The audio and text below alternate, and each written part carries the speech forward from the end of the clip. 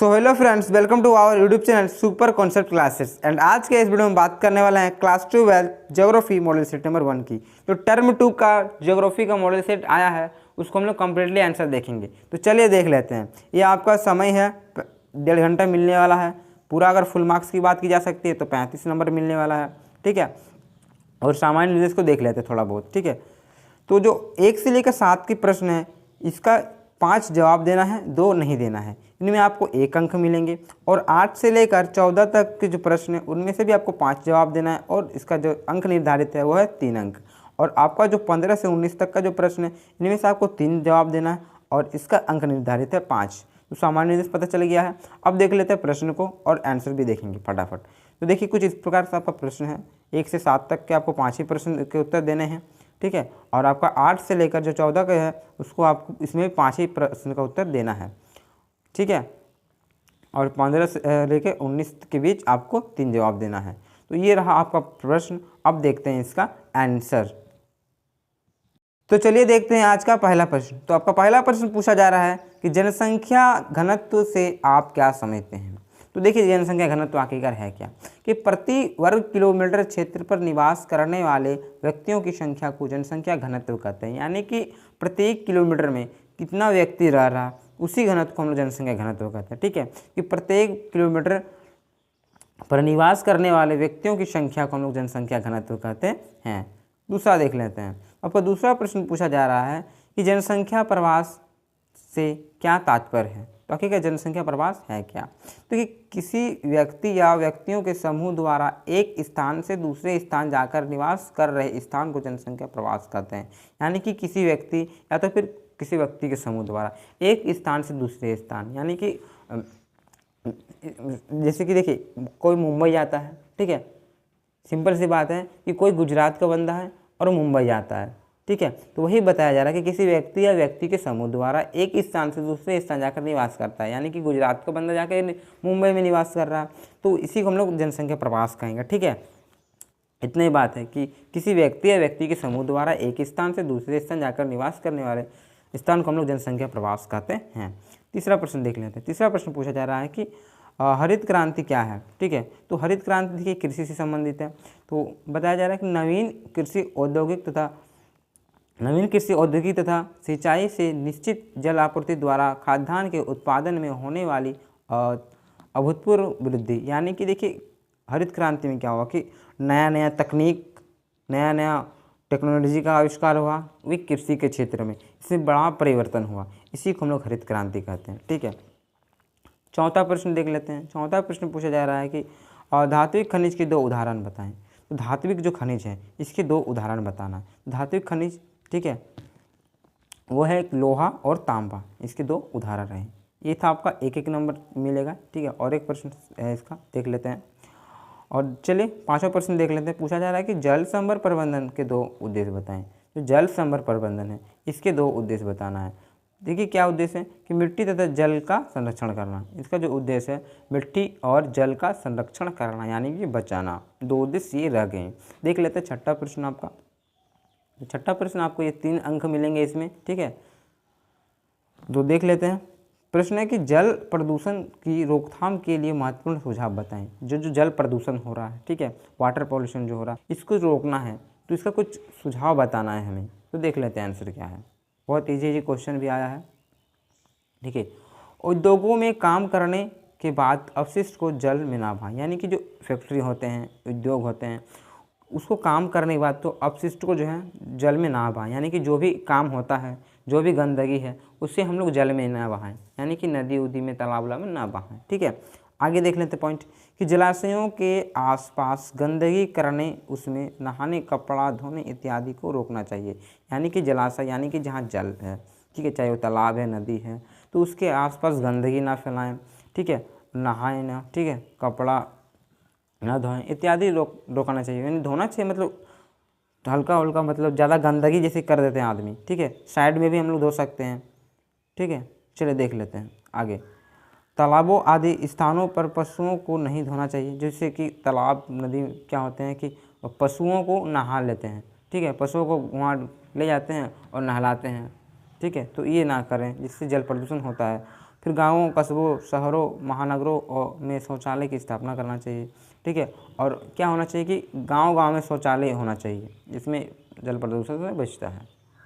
और आगे पॉइंट देख लेते हैं कि जल प्रदूषण को रोकने के लिए सर्वप्रमुख स्वयं को तैयार करना चाहिए, यानी कि सबसे पहले खुद में तैयार होना चाहिए। ठीक है, अब खुद ही रेडी नहीं रहिएगा और आदमी को बताइएगा। सबसे पहले अपना मन में विचार लाना है कि हमें अपने आस स्वच्छता रखना है, प्रदूषण कम करना है। सबसे पहले स्वयं को तैयार करना चाहिए और भी तरीके से लोगों को जागरूक करना चाहिए। और भी कई तरीके से हम लोगों को भी जागरूक कर सकते हैं। ये रहा पूरा आंसर 6 का। अब 7वां प्रश्न देख लेते हैं। तो 7वां प्रश्न पूछा जा रहा है कि आकार के आधार पर विनिर्माण उद्योगों की वर्गीकृत कीजिए।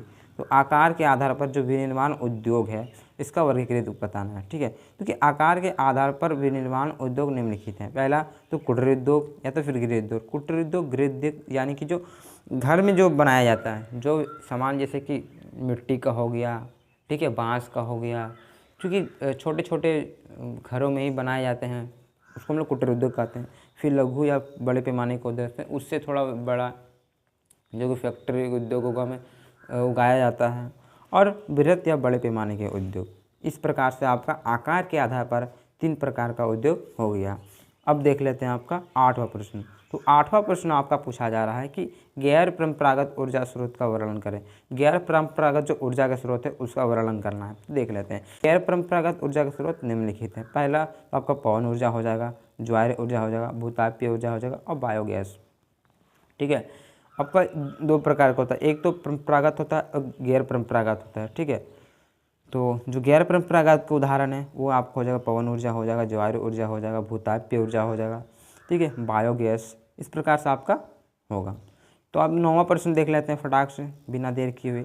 9वां प्रश्न पूछा जा रहा है कि वर्षा जल संरक्षण क्या है, इसके 4 उद्देश्य बताएं। तो जो वर्षा जल संरक्षण है उसके 4 उद्देश्य बताना है। और आखिरकार है क्या वर्षा जल संरक्षण, तो देख लेते हैं।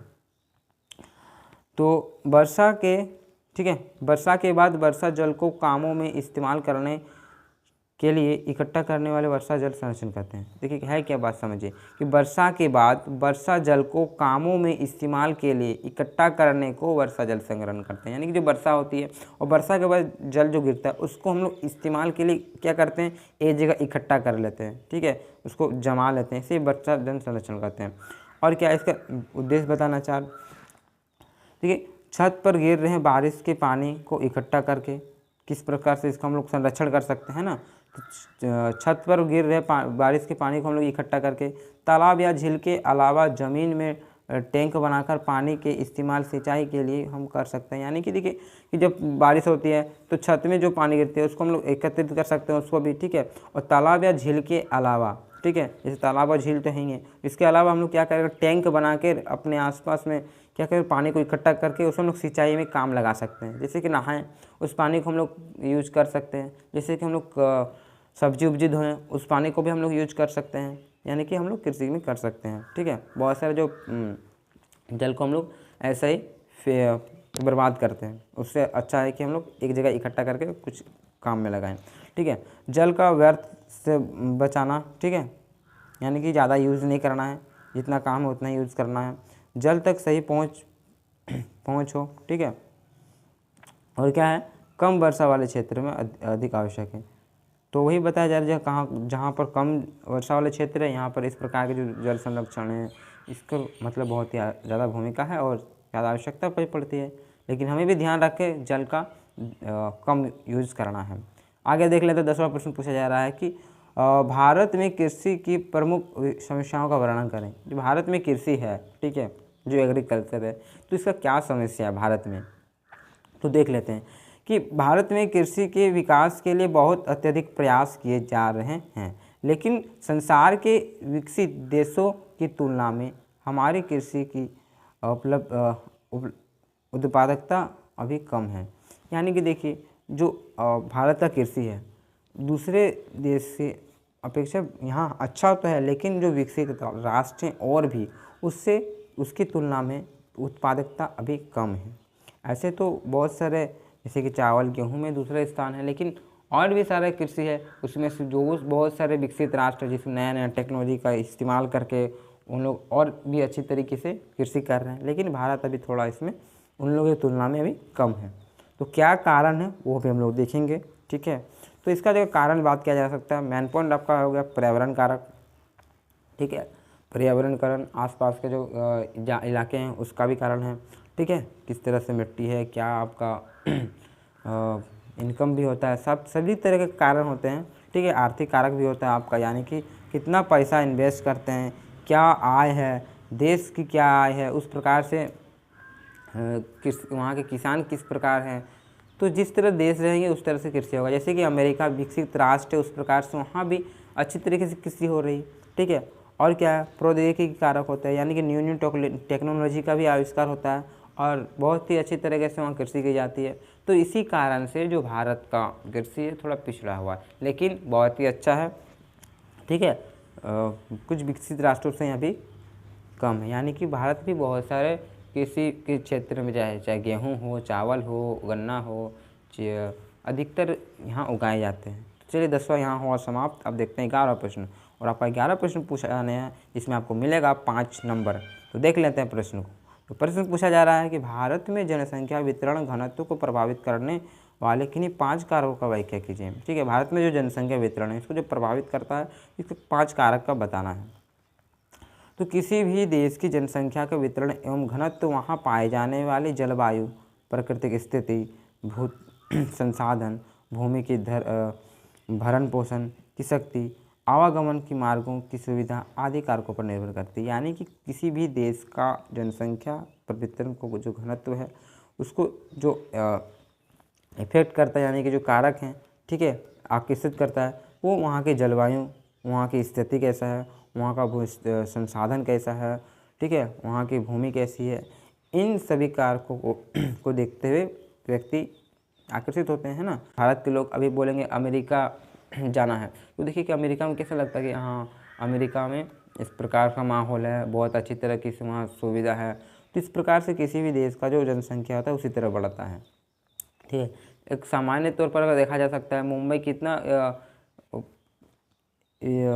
मतलब जनसंख्या वहाँ पे, क्योंकि वहाँ पर कुछ अच्छे अच्छे इस प्लेस हैं, ठीक है, जहाँ जहाँ अच्छे हैं, जहाँ जहाँ वहाँ की भूमि अच्छी है, जहाँ के हर एक प्रकार के संसाधन भी उपलब्ध हैं, रिसोर्स भी हैं, वहाँ सामान्य तौर पर जनसंख्या होती है, ठीक है। जहाँ पर अच्छे उपलब्ध होंगे वहाँ पर आदमी जाएंगे, यही बात है। और क्या है कि भारत की जनसंख्या वितरण को प्रभावित करने वाले कारक क्या है, तो बस वही है, अनुकूल जलवायु, यहाँ की वहाँ की जलवायु किस प्रकार है, ठीक है, ये एक कारण रह गया।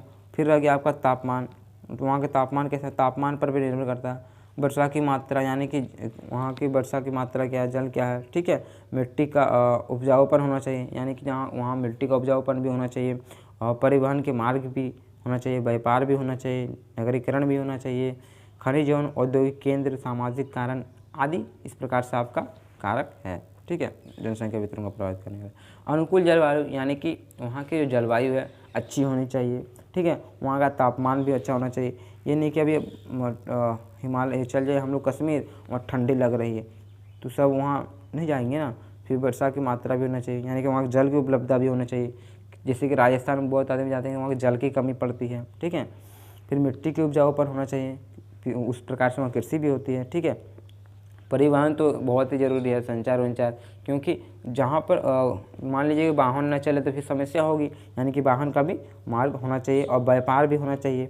नगरीकरण, यानी कि आपका जाकर मतलब देखिए गांव में तो लोग रहना पसंद नहीं करेंगे, थोड़ा अच्छा शहर टाइप का होना चाहिए, वही है नगरीकरण। खनिज एवं औद्योगिक केंद्र, यानी कि बड़े बड़े उद्योग भी होना चाहिए, खनिज भी वहाँ के राज्य में होना चाहिए, वहाँ के इलाके में होना चाहिए, ठीक है। और सामाजिक कारण भी होते हैं। तो इस प्रकार से आपका ये रहा 11 का उत्तर, जिसको आपको 5 अंक मिलेंगे। अब देख लेते हैं 12 का उत्तर। तो 12 प्रश्न में पूछा जा रहा है कि भारत में गेहूं के उत्पादन एवं वितरण का वर्णन करें। जो भारत में गेहूं का उत्पादन होता है, ठीक है, इसका वर्णन करना है। देखिए भारत में चावल के बाद गेहूँ दूसरा महत्वपूर्ण खाद्यान्न फसल है, ठीक है। भारत में चावल के बाद जो गेहूँ है दूसरा महत्वपूर्ण खाद्यान्न फसल है। शीतोष्ण कटिबंधीय फसल होने के कारण इसे भारत में शीतकालीन अवधि में रबी की फसल के रूप में उत्पादित किया जाता है, ठीक है। ये शीतोष्ण कटिबंधीय फसल है, याद रखिएगा, ठीक है, और इसे शीतकालीन अवधि में उगाया जाता है। गेहूं उत्पादन के लिए निम्नलिखित दशा आवश्यक हैं, और गेहूँ के उत्पादन के लिए कुछ निम्नलिखित दशा हैं कि आपका तापमान है, मृदा है, श्रम है, तो इस प्रकार से आपको कुछ रहने वाला है। ठीक है, तो गेहूँ के उत्पादन में आपका तापमान यानी कि बोते समय 10 डिग्री तापमान और उसे काट पकते समय 25 डिग्री तापमान होना चाहिए। मृदा क्या होना चाहिए? दोमट मिट्टी और काली मिट्टी उपयुक्त मानी जाती है। ठीक है, गेहूँ के लिए श्रम भी आवश्यकता होती है, यानी कि गेहूँ की कृषि के लिए अधिक श्रम की आवश्यकता होती है। भारत में सबसे अधिक उत्तर प्रदेश में गेहूँ उत्पादन होता है। ठीक है, तो सबसे ज़्यादा अधिक जो गेहूँ उत्पादन होता है वो होता है हमारा उत्तर प्रदेश में। ठीक है, ध्यान में रखिएगा। तो चलिए देख लेते हैं अगला प्रश्न। तो आपका अगला और अंतिम प्रश्न है 13वां प्रश्न रह गया आपका। ठीक है, इसमें आपको 5 अंक मिलेंगे। तो देख लेते हैं। प्रश्न पूछा जा रहा है कि मृदा प्रदूषण से आप क्या समझते हैं और मृदा प्रदूषण के कारकों को लिखें। यानी कि मृदा प्रदूषण क्या है और इसके कारक भी हमको लिखना है। तो देख लेते हैं फटाक से। आंसर है कि मृदा में होने वाले प्रदूषण को हम लोग मृदा प्रदूषण कहते हैं, यानी कि मिट्टी में होने वाले प्रदूषण। ठीक है, जो मिट्टी है, मृदा है, तो इसमें होने वाले प्रदूषण को हम लोग मृदा प्रदूषण कहते हैं। मृदा प्रदूषण के कारण निम्न हैं। ठीक है, पहला तो कृषि में अत्यधिक कीटनाशकों का प्रयोग करना, यानी कि जो कृषि होते हैं अत्यधिक नए, जैसे कि उर्वरक बहुत सारे हम लोग क्या करते हैं, कीटनाशक का प्रयोग करते हैं। ठीक है, न्यू जो भी आया है उसको हम लोग छिड़काव करते हैं, तो अत्यधिक प्रयोग कर देते हैं, इससे भी होता है। ठीक है, और आगे देख लेते हैं वृक्षों का कटाई। तो वृक्षों की कटाई से भी मिट्टी का जो होता है ना, होता है क्योंकि मिट्टी तो उसको पकड़ के जड़ तो उसको पकड़ के रखता है मिट्टी को ना, तो वहाँ कटले होते तो समस्या होती होगी। फिर खनन, यानी कि अधिक से अधिक जो वहाँ के आसपास है वहाँ खनन यानी कि खुदाई किया जाता है, ये भी एक समस्या है मिट्टी की। ठीक है, प्रदूषण होने की। और दूसरा है कि औद्योगिकीकरण, औद्योगिकीकरण भी है और आपका औद्योगिक कचरा भी है। उद्योग में कचरा हो रहा है, वो गंदगी फैल रहा है, वो भी समस्या है। फिर आपका है कृषि में अधिक सिंचाई। तो अत्यधिक सिंचाई भी एक समस्या है, क्योंकि देखिए बहुत सारे आदमी क्या करते हैं कि सिंचाई जितना करना चाहिए उससे अधिक करते हैं, पानी वहाँ पानी भी वेस्ट हो रहा है और साथ ही साथ मृदा जो है यानी मिट्टी है वो भी धीरे धीरे उसका कट करते हुए बढ़ते जाता हो रहा है।